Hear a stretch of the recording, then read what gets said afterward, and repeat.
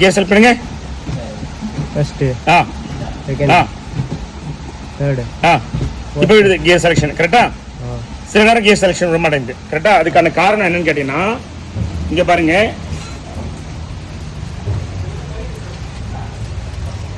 இந்த gear shift இருக்கு பாத்தீங்களா, இந்த கியர் ஷிஃப்ட் இது வந்து சில நேரம் வெளில வந்தது. பண்ணு இப்போ இருக்கு இல்லையா, பண்ணுங்க பாரு வெளில வந்துச்சு பாருங்க.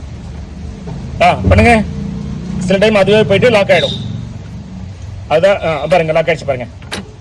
ஸோ இதனால தான் வந்து ஒரு நேரம் கியரு செலக்ட் ஆச்சு, சில நேரம் செலக்ட் ஆகலைங்கிறதுக்கான கஸ்டமரோட கம்ப்ளைண்ட் தான். நிறுத்துப்பா. இப்போ இந்த பாருங்க, இதை வந்து தனியாக அதை மாற்ற முடியாது, இது தனி யூனிட் கிடையாது, இது கம்ப்ளீட் கேபிள் சரிங்களா. இங்கிருந்து ஆரம்பிச்சு அந்த கியர் செலக்டர் பார்த்தீங்களா, அது வரைக்கும் இந்த கேபிள் இருக்கும். அந்த கேபிள் வரைக்கும் என்ன பண்ணும், இது வரைக்கும் அந்த கேபிள் வரும். அந்த கேபிளில் கேட்டிட்டு அந்த வேற கேபிளை மாற்றினா அந்த ப்ராப்ளம் சால்வ் ஆகிடும்.